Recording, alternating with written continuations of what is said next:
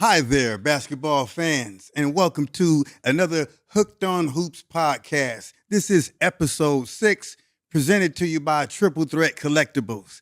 I am Patrick Pratt, your co-host, along with my co-host, backup guard. I ain't gonna say point guard because he was more like a Brad Holland, not like Chris Corchiani, but Dinos Trigonis, DT. What's up, man? What's up, man? I was more like Chris Corchiani, by the way. You was dishing. I thought you was coming off screens, catching And and shooting. I did have the nickname Red Cross for my great help side defense. You was more like Jeff Lebo.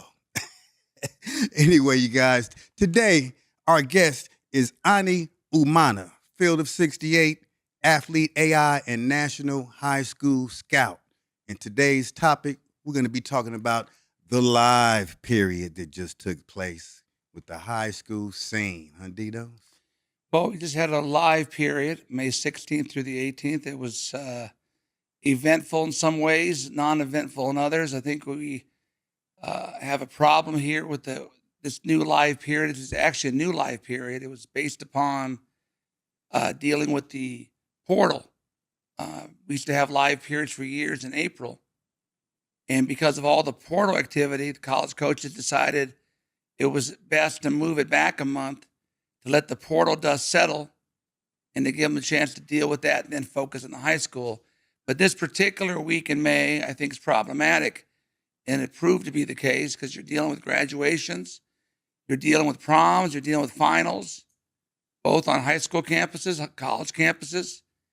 And there probably needs to be another adjustment. I would recommend maybe first week in May might be the compromise. But anyway, we had one live period. Seemed like 9,000 circuits going on. Coaches were out actually to some degree, and we'll talk about that in a second. I was running my Pangos Terrific 24, literally 0.3 miles from Nike, EYBL in Memphis. I was able to catch some of that too because of my proximity to the action. Okay. And Ani was at both the Under Armour in Cincinnati, northern suburbs of Cincinnati. I believe it's Hamilton Heights, I believe, Ani. And then also in Wichita, Kansas, which is not exactly my favorite destination city for the next pro/Puma. What's wrong with the weed shockers? And apparently Wichita State had graduation that weekend too, which was, I'm sure, to the delight of all the teams that were staying there paying inflated hotel prices. And there we have it. Ani, let's talk about what you saw out there. Any new names, any confirmation of guys that you were already on the track of, radar of? What do you think? Yeah, I'll start with Under Armour first. Swing Costello for Middlesex Magic, 226. He's a forward, about 6'9", 6'10", from the Newman School. And man, like he shot the piss out of it. He was rebounding, playing hard. You know, guys that are 6'10" and can move and can make shots. They're highly coveted in the Division I space. So I'm really high on him. I think his recruitment will really see like a jump. That sounds a lot to me. That sounds a lot to me like a Danny Wolf type guy from Michigan. Yeah. He doesn't make as much as those dangerous passes that Danny Wolf but just someone that tall, that skilled, can really shoot it, got feel and plays hard. He's got to put some weight on him. I think he's going to be a really, really talented player and a really good college basketball player. Then the next one I would say is Kingston Whitty from Pro 1, about 6'2". He's a guard. He really shoots it. I mean, it's like off movement, off the dribble, stand still, seen him come off ball screens and just really make the right read. Seen him make some few bothering plays. Like, I mean, he's not just like a crazy athlete, but he's a good enough athlete.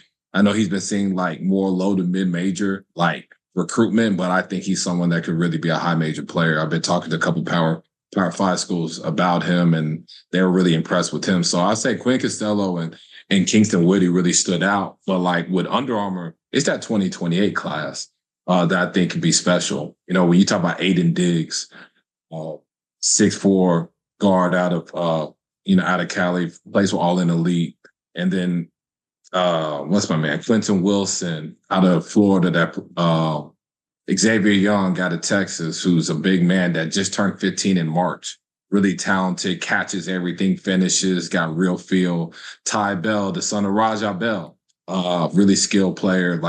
What I like about him, he has high field, but like he has like an old school guard game. You know, when the guard's trying to get in your personal space, he'll start like posting them up and then letting that like generate like angles where he can drive or kind of get his shot off. I was really Yeah, I impressed think with Ty that. Bell's got special potential. Reminds me a lot of Jalen Suggs, kind of a dynamic two-way guard, makes plays. Obviously, his dad was a premier defender and one of the Mhm. top Kobe Bryant, defenders. Who, Raja Bell? Yeah, he did his best. I mean, Oh yeah, guarding Kobe was not easy, and Raja Bell took the challenge. And that kid plays a lot similar defense, but he's got an offensive game, that kind of very similar in many ways to Jalen Suggs. His upside is through the roof. If he grows, you're talking about a special talent like him. Diggs, you talked about, originally from Arizona, plays for Ryan Silver's California-based All-In Elite, which formerly was the West Coast Elite. I think Under Armour's got some good young kids, like you said. Hey, Ani, when you were talking about Quinn Costello and the game he has, be able to create his own shot, how would you compare him to that of Ace Bailey? Because he seemed to be the same Yeah, height. I mean, I think two different completely players. I think Ace is all like self creation, where I think Quinn is like right now. If he's going anything off the dribble, is more like attacking a closeout and getting to the midi pool, or Okay. like more. He's more spot up movement, can I really got make shots, or like trail three or pick and pop guy. Well, I feel like Ace is more like creator, Slashing. can really, yeah, slashing, can Like really a Paul like George. kind of can create some Okay. separation off the bounce, where that's not Quinn's game. But and kind of look at like the condom kid that's at Florida, like you said, Danny Wolf and all them, like that's kind of when that I got mold. you. I just feel like college basketball has multiple like 6'10" versatile like bigs. This guy, I would assume his picture kind of like a big Iowa or Indiana type forward, white boy. Now I'm thinking. Now you got me talking about that Brad Lowhouse and Wade looking. You compared a Les Jepson or something. a Les Jepson type to Paul George. There, Pat. Okay. That's Let's all good. talk But about. Go ahead. Ani. no, I said, but Quinn's really talented. I was just came away very impressed with him. Very good. Now, at my Bengals Terrific 24, we did not have a lot of teams, but we had some good nuggets, some good diamonds in the rough, both younger kids and a few unsigned seniors as well. Let's start with the younger kids. 6'10 plus, Kyle Sanders, the younger brother of Kendall Sanders, just signed with Utah. He's getting better so rapidly. I mean, he's a premier rim protector. His body's starting to fill out. His touch around the rim has improved remarkably. I put him in conservatively the top 5 freshmen in Southern California. The upside's through the roof. I was very impressed with the 6'5" Doug Christie type out of the Washington State area. Demetrius Babs, who I believe is a Tacoma area kid that may be headed to Rainier Beach. 6'5", athletic, can shoot it, nice touch. Bears a striking resemblance to a young Doug Christie. Really liked an Angolan kid out of American Collegiate Academy, the old Balboa Prep guys in San Diego. 6'9", athletic African, moves well. Very athletic at the rim. Celestino. You get his name right here. From American Collegiate. I don't want to doctor his name right here, but I believe it's Celestino Augustino. Maybe I'm butchering this. There we go. It's Celestino Augusto. 6'9", Celestino Augusto. American Collegiate via Angola. Okay. Great agile rim runner. Above the rim, slam dunker. Nimble on his feet. Probably can run down the court without cracking a chip. reminds me a lot of what's the body type of the kid at the All-Star, the Pacers from Africa, or from the Raptors. Pascal Siakam. That type of body. Also, state of Florida has an independent team with some good young kids on it. Sunshine Elite in the Orlando area. Really like a 6'6", rangy white kid named Hoffert. Great student, about 3.8 GPA. Let me get his name right here. And they had a little guard on that team. Here we go. Bryce Hoffert, 6'6" shooter, like a Craig Elo type, athletic, deceptively athletic at the rim. Sneaky athletic. Okay. Good shooter, good passer, great passer. Got a little guard on the team, somewhat undersized. Corey McPherson, a little jitterbug guard, can really score, hard to guard. Off the dribble, Corey McPherson. Jeremiah Williams, 6'7", athletic big kid on that team. Then we had a couple of unsigned guys. Kenyon DeMunick, 31-point game. I remember. He officially visited Sacramento State and Mike Bibby a week or so ago. 6'9", runs, still raw in many ways. He's got an unorthodox but accurate three-point shot. Has some unusually deceptive, oh no, oh yes type moves in the paint. Oh, in the paint. Okay. And on the perimeter, much to my heart pressure, much to at times to my disliking.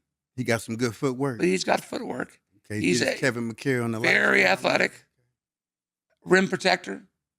Caspian Jones out of St. Mary's, high school teammate of Cameron Williams, that for Adidas that had a good weekend. Apparently in Council Bluffs, Iowa. How's Kaz been playing? Kaz is offensively minded. Yeah. Needs to pick it up on the defensive end. Okay. Great offensive instincts. And Jason Joyce, 6'8", unsigned senior guard, would be a great JUCO kid. And one other JUCO kid off that Northwest Greyhounds team with Babs was a kid tailor-made for JUCO named Romeo Weber, 6'7", Sean Marion type, Swiss Army knife, forward, attacking the rim. You can always use one of those. Taking no prisoners. Willing to mix it up. Okay. Both physically and a few jabs in there as well. Romeo Weber. He can be a pretty rough customer. He's a rough customer, but would be a premier, in my opinion, premier JUCO prospect. Okay. Now the Nike EYBL, obviously, that CP3 team, Ani, they got it cooking right now. They got the trio of the flying Cuban, Cole Rosario, the Clower kid, the big kid, 7-footer. They were beating the shit out of people over there. I mean, CP3 is a team to beat. That Drive Nation, that, three-headed monster of Dakari Spears, Goolsby, Cameron Lomax. They knocked off a very talented Team Why Not team on Friday night. I think it'll beat them start to finish. The Pro Skills team, the kid you like and Ronnie Flores likes, Bryce Howard, son of Josh Howard, former Dallas Maverick. Okay. He had a big weekend. Christian Collins continues to make a case as potentially a number one player in the class, Pat. This could be a Tracy of 2026. It could be a Tracy McGrady story from JV to number one. Oh, wow. And it's for the taking right now. That's my guy. Nobody's got a claim to it. Tyron Stokes was number one. I think his grip on that's a little bit flaky. When he plays well, he's the man, but not dominating the way he should. I would expect it by now. How about the BMC, Brandon McCoy Jr.? Brandon McCoy Jr. is kind of rehabbing from injuries. He's getting ready for some international competitions. Okay. Trying to get his body right. He's been out of action, Pat. Okay. for a couple months here, getting Gotta get his body right. Got to get that body right, BMC. Let's talk about the next pro. Those big twins from Colorado. I like those guys. The Placida twins. Yeah, I spent a day out in Pro 16s. Was Next Pro. The Placide twins, Gallagher and Gavin, they're two 6'10" forwards, skilled, got good bodies. They can make shots. They rebound. They're just like real versatile threats and with really good size. I think one of them, honestly, I can kind of tell between the two, but it's hard because they're twins. They look identical. But one of them was hurt the second game on Friday. But I like them. I think they're really intriguing prospects. They have a lot of talent upside, and they really kind of showed their versatility and skill like in stretches of the game. And I know they were really good. I think a month or so ago, I think Dinos, you went and watched them at Westmania. Yes. Yeah, and they were really good. And I thought they were good here, especially that first game I watched. And they played a really tough team out of Australia.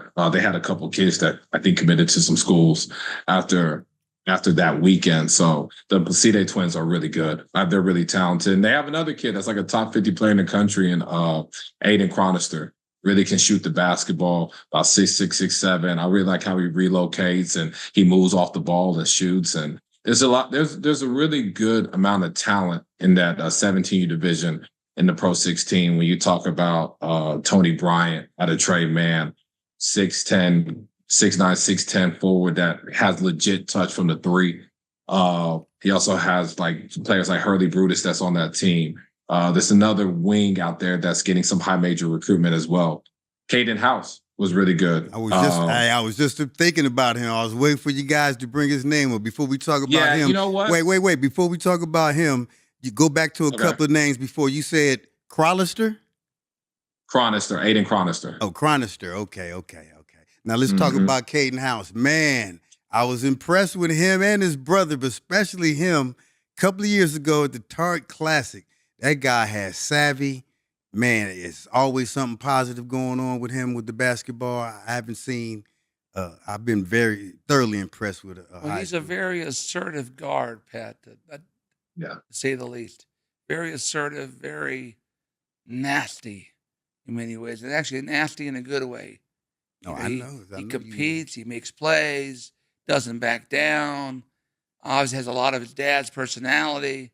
From Oakland, but he's cagey. Alpha male personality. He's so cagey. He is cagey. He's athletic. The other brother's damn good too. Oh yeah, Kalik House. Yeah, I love Kalik. Playing for the Oakland Soldiers this year.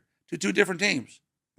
They're not on the same team. No, Caden. Okay, they were so good they had to split them up. Yeah, that's fine. They were so dangerous. Had to split up that Oakland combination. Had that Oakland blood. Well, they can show that they don't have to be teammates to be effective. So. And speaking of Nike again, I mean, what guys I love over there is the guy in Arizona Unity 2027, 6'10", Paul Ozzarori. Yeah. The Canadian import, yeah. Dream City Christian, Arizona Unity. Reminds me a lot of Amari Stoudemire. Big, strong, physical, explosive is an understatement. I was thinking more dunking on guys. I was thinking more Paul Millsap, but he's dunking on guys like they're not dunking even on there. guys now. Like they're not even there. Yeah, it's easy. Like that. I love it. I love him. Effortless how Arizona Unity had other guys I like Brad Billy, Jashawn Andrews, kind of a power wing that can score. I liked talked about Austin Gooseby. Reminds me a lot of Anthony Black. Called Gooseby. Anthony Black, kind of a versatile, rangy scorer, impacts the game so many different ways. Trent Perry, known that name for a while. I like him, big, strong, physical guard. Also liked over there, Caden Daughtry, young guard out of Florida, Calvary Christian.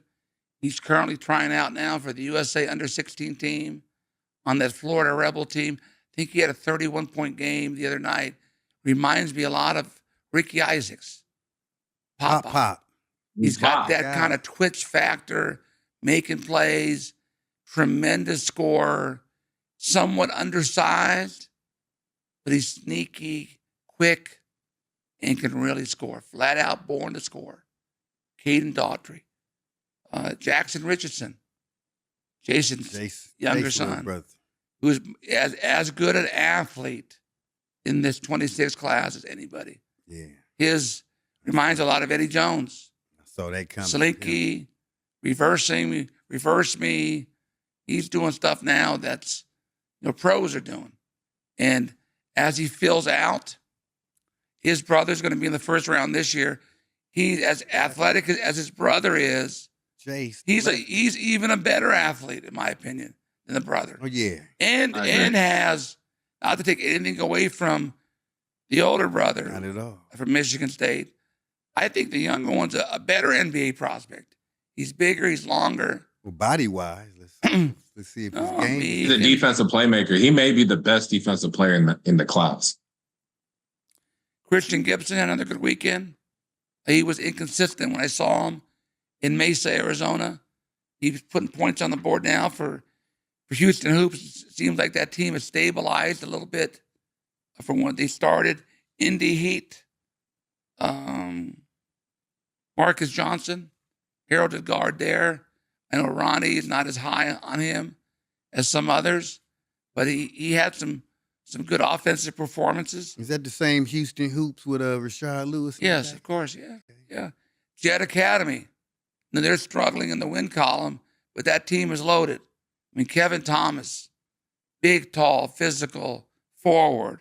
We got Jerron Salisbury. He's right up there as a top athlete in that class out of Norcross, Georgia. As a Keeper Jackson, that Malloy Smith, Kenny Smith's son. He's actually improved a lot. Jamal Jones. That team is loaded. Named after Archbishop Malloy. Like Elijah Williams. I think he's improved tremendously. Yes. Son of Monty Williams. Oh, okay. NBA coach. His son's a big wing, smooth wing, very polished scorer. Great potential. Who else do you like on that JL3 team? Ani? I would say Aziz Olajuwon, Hakeem Olajuwon's son. I just saw some footage on him. A 6'5", 6'6", athletic, makes shots, plays hard. He's starting to kind of put it together, especially as the school season was going. And now, I thought in Arizona, he had flashes. And but I was really intrigued by just his skill and just his athleticism and the upside. And then I heard he was actually pretty good in Memphis. So yeah, that's promising to hear just how he just continued just to progress. Yes, I told my son he wasn't going to be tall like me, so he has to learn to play the wing or play more like me, but a smaller version of Hakeem the Dream Olajuwon. Well, the mom must be real small. How'd the kid get so small? Hakeem is so big.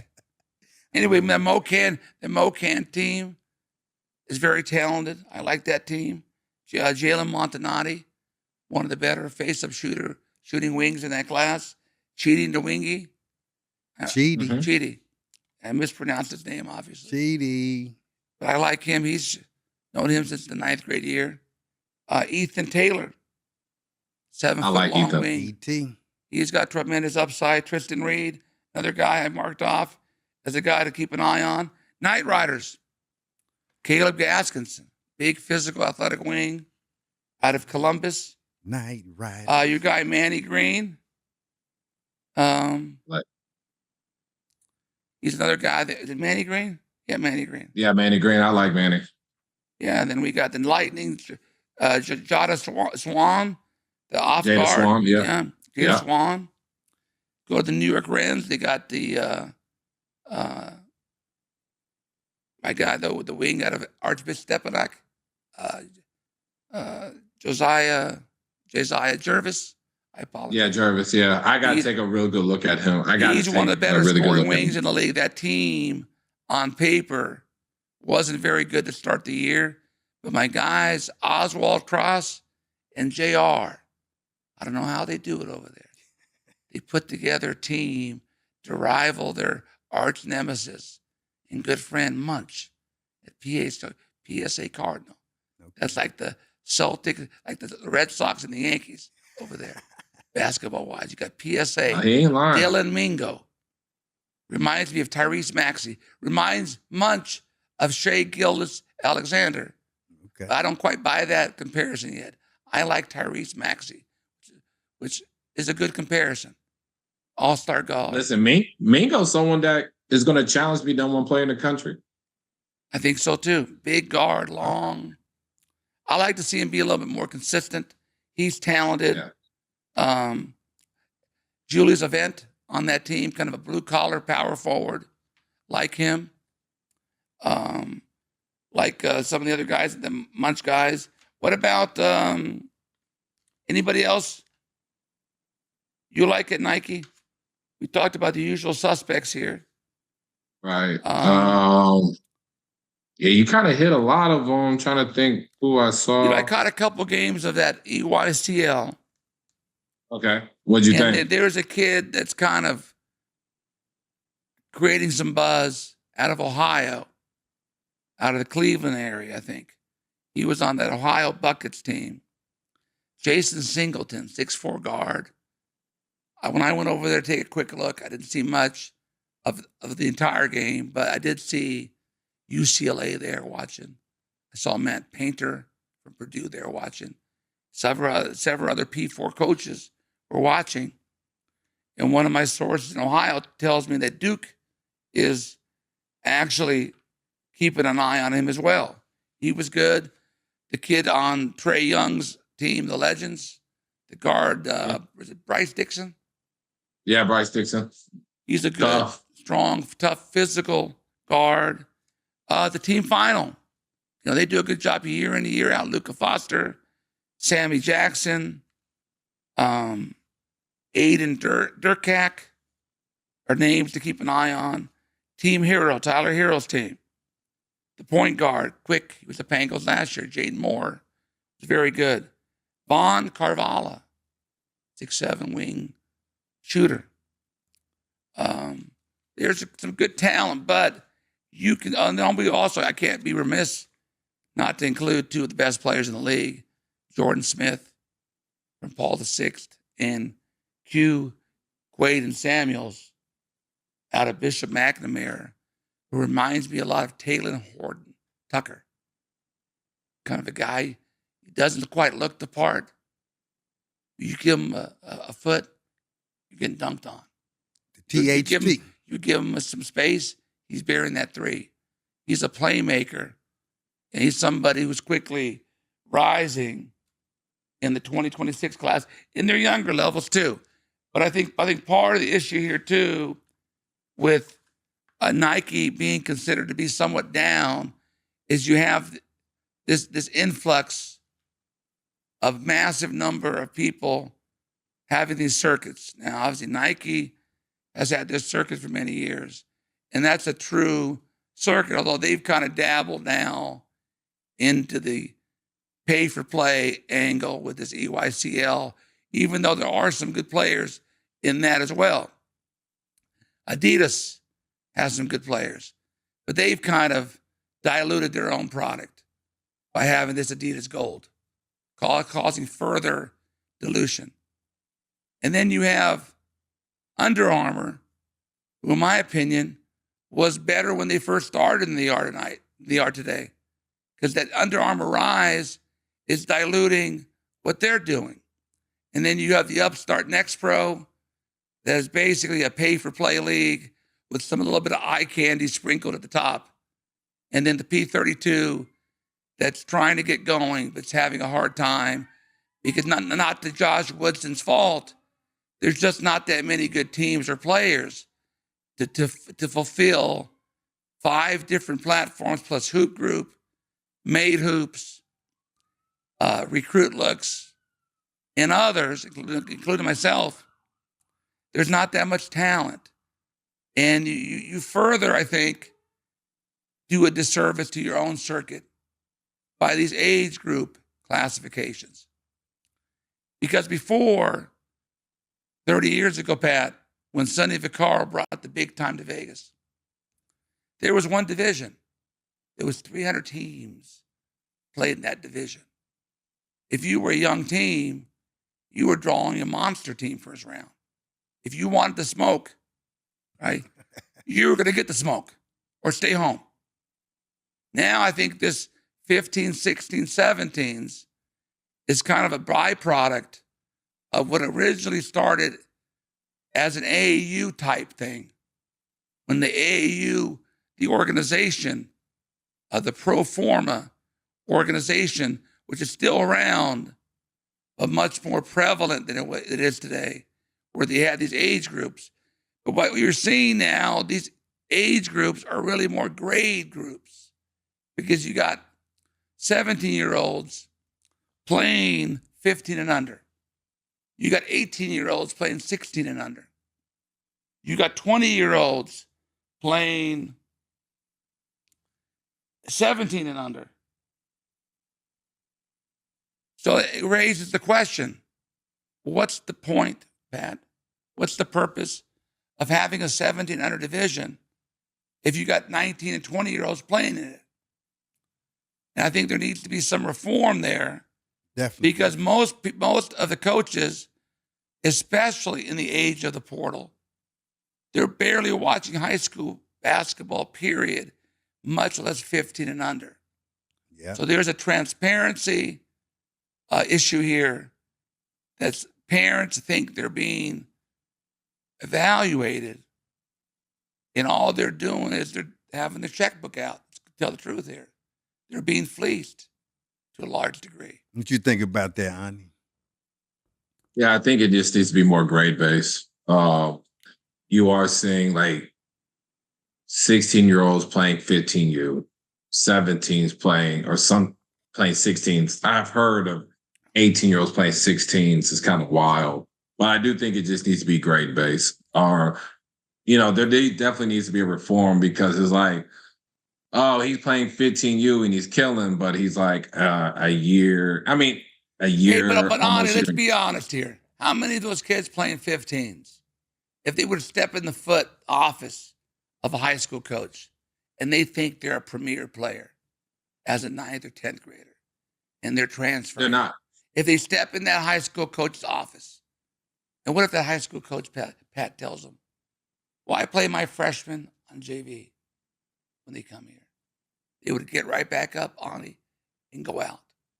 So why are they doing that on the AAU level? That's the question.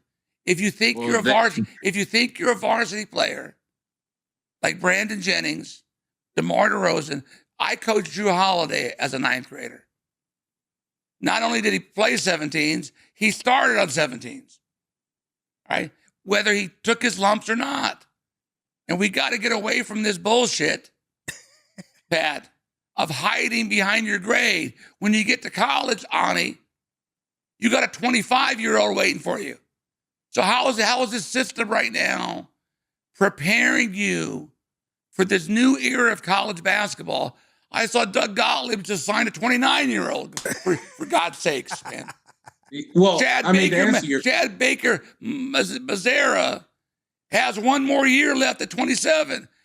How are you going to prepare yourself as 18 and 19 and 20 if you're scared to compete, Pat, against older guys? If you think you're that dude, if you're not that dude, then develop.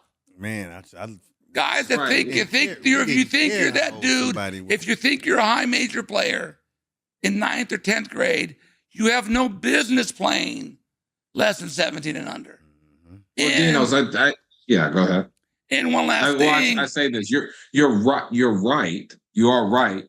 But I guess if I'm looking at now that I've kind of gotten to talk to a lot of program directors, it's like, okay, if you bring that one kid that it really is supposed to be a dude and you play him up, not saying this is right.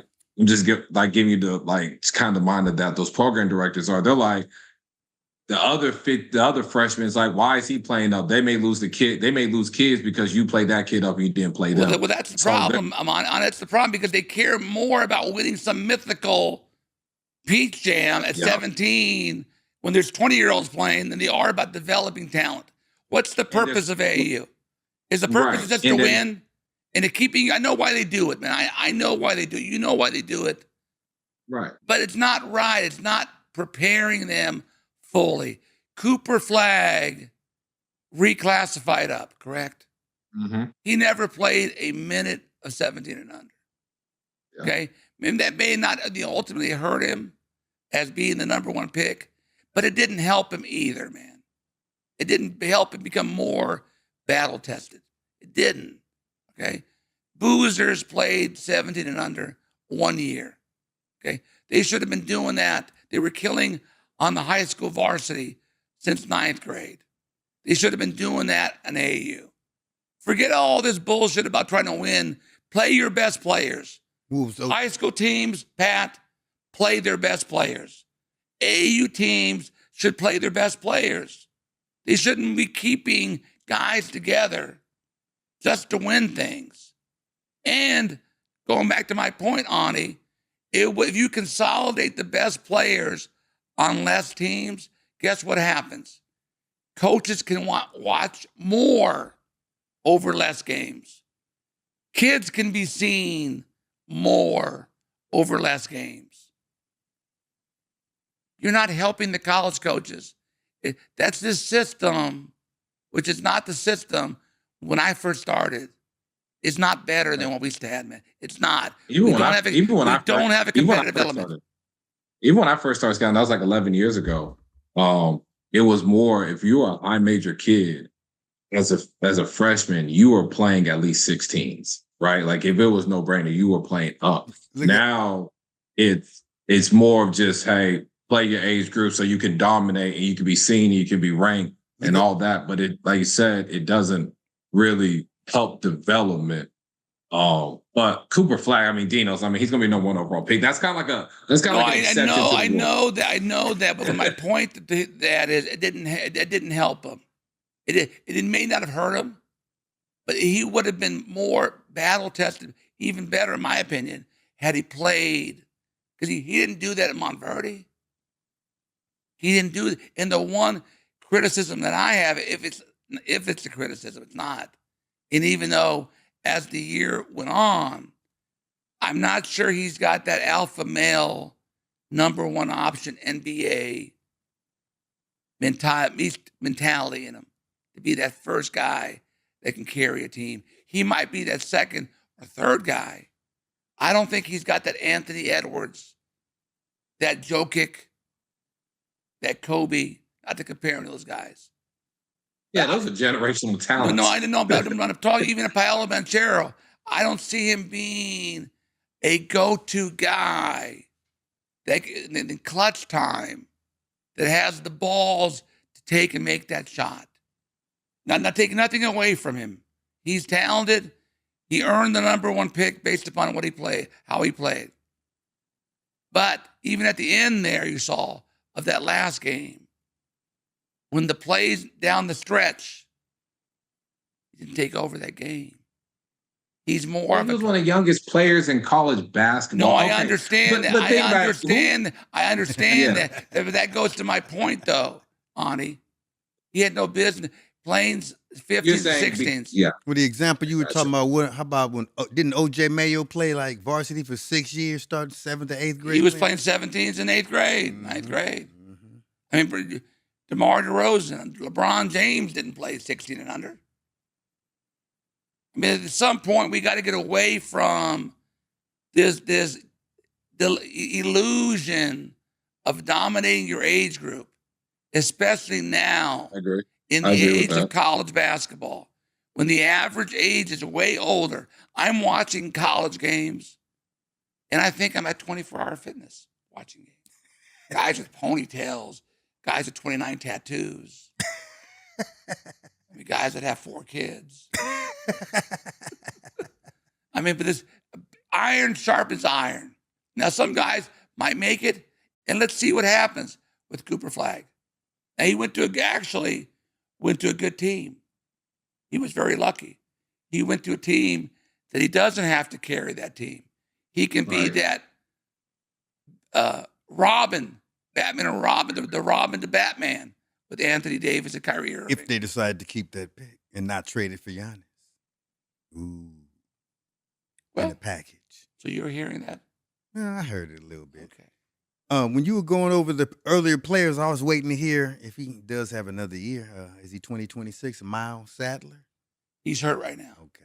He's kind of an old school He's hurt. Canadian guard. I love his creativity. He can shoot, score. He doesn't look like much. Nah, You don't want to really.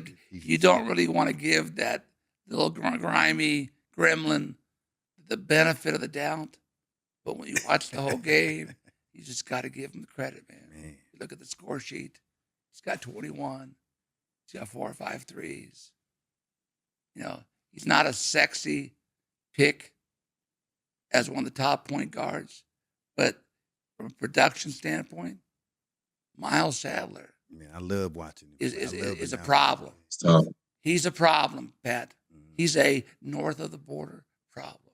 Hey, Ani, are you hip to a guy out of Alabama, Gage Mayfield, 6'8"? Yeah. I was going to talk about him. I think Gage Mayfield is he's definitely a riser in that 2026 class. Has a really good basketball body, athletic, make shots, really good Is that your slashing from the cousin? perimeter. Yeah, I found out that's my cousin. I just found out recently. Oh, for real? Yes, sir. Yeah. Yeah, Gage got a chance. I think he got a chance to in when he goes to college be really good, and he has a chance to play in the 3-letter league. I'm impressed by him. What do you think about him right now, Ani? What's his talent level right now? How does he project recruiting wise? Gage Mayfield.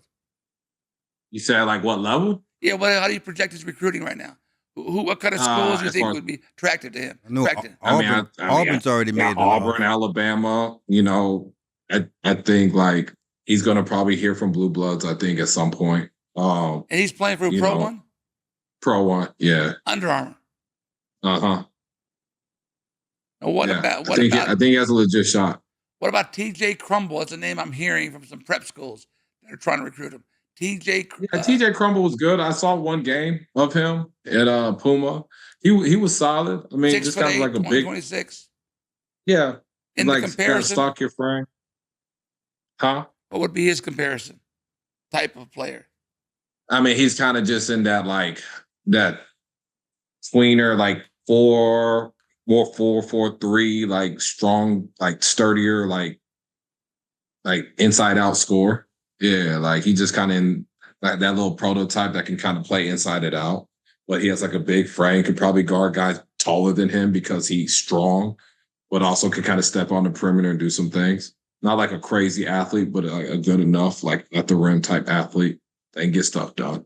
I like TJ. He kind of has some inside out scoring. He has a big frame. He can play bigger than his height, which is kind of impressive. All right, very good. You yourself, Ani, you remind me of an old school hip hop rapper. You got any hip hop knowledge in you? I'm gonna see if you can guess who you look like. That I sound like? No, you look like you. Resemble. Yeah, with the glasses and the beard. I have no.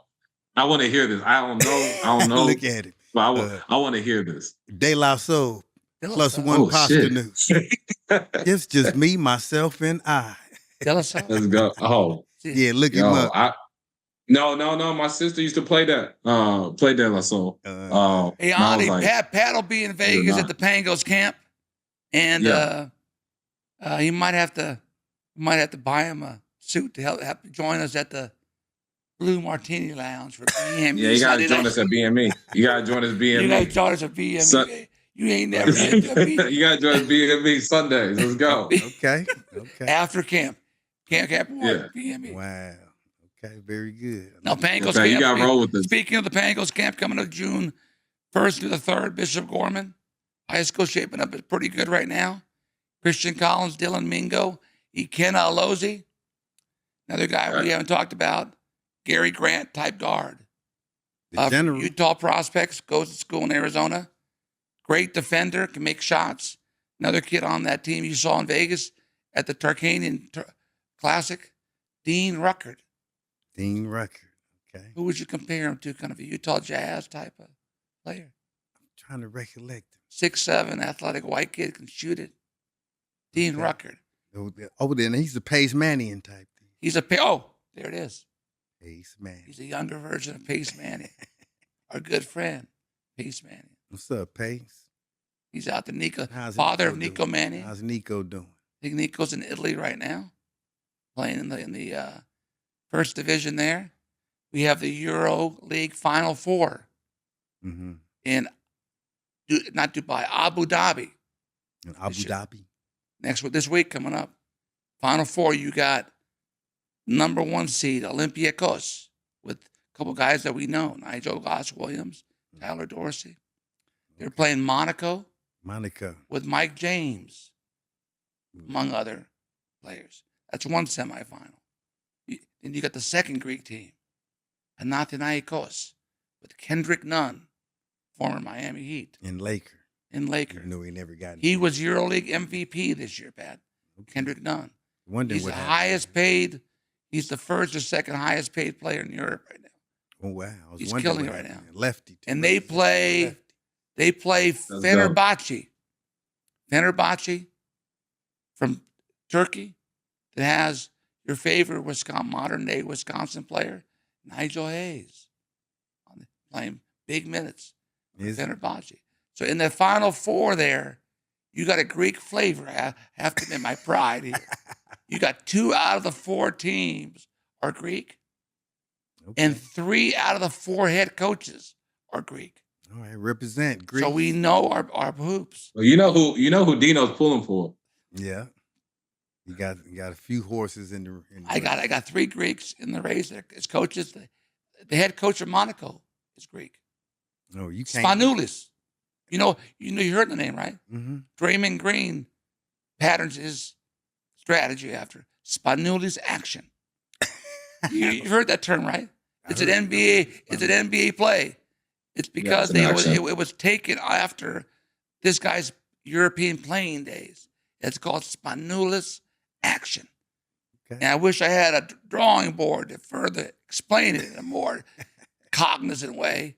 Hey, Dinos, I want you to draw like J.J. Redick was with LeBron. I can't. And we don't have a big board like Kenny Smith does on TNT right now. We're going to have to work on that here soon where I can run to the board here and demonstrate. Don't fall. But we got Spanoulis coaching Monaco. We got Bartsokas coaching the Olympiacos. I stand corrected. 2 out of the 4 teams are Greek coaches. Okay. We actually, one of the Greek teams has, which would appear to be somewhat of a weird deal, has a Turkish coach. Oh. So the Panathinaikos has I forgot the guy's name. I can't pronounce it. He's one of the top coaches in Europe. Right? So you got a Turk coaching Panathinaikos. You got a Greek coaching Monaco. And you got a lot of these different things that are playing out there. But the Euro Final Four, man, that's why there's a reason why the NBA, Pat, is trying to get into Europe. You already know. Ain't Mehmet Okur, wasn't he Turkish? Because the crowd energy, the interest in these games. Well, yeah, just like it's gonna be soccer matches. But going to Pangos, Dylan Mingo, McKenna, Christian Collins, several others. Actually, Gage Mayfield could be a late invite here. All right. You better get on the phone here to Alabama. He might be the lone representative for the sleeper. Send him in. We're gonna go see your cousin. Have the tie. It's going to be a family affair. Hey, he got peoples in Vegas. Let me know. See, it's going to be also Sunday night. Tell his peoples if they're hip, they want interested in the BME action. We can head over to Blue Martini. Oh, you talking about that? Okay. See, that's the appetizer. They'll be down for that. Yeah, that's the appetizer. And after we're late, we're going over to Eddie's spot. Okay. For the late night meal. Call him after the show, see what they got to say about it. And Ronnie Flores will have his shirt nice and pressed for Blue Martini. Oh, yeah. Buttoned up and everything. Wow. All right, that appears to wrap up the show, Pat. All right, we're going to wrap up episode 6. It's been our pleasure to have Ani Umana talking about some high school hoops and the viewing period we just had. So good to have you. AU. Oh yeah, it was good. It was good to be on, man. Dinos, why you had to wait 6 episodes to bring me on, man? I couldn't bump Don Showalter, Sonny Vaccaro, Fran Francilla, Seth Grieber, Van Coleman, Frank Burleson. I had a certain okay. You know what? Certain pecking order there. and yeah, Kristen Peak. I respect that. You I in the respect top? that. You in I the respect top 10? You in the top 10? That's right. No, I'm like one of them kids. I should be number one. Like you're I'm a still lottery bad. pick. You're number 6, man. You can take it to your resume now. All right, basketball fans. Until next time, keep watching hoops right here. Hooked on Hoops.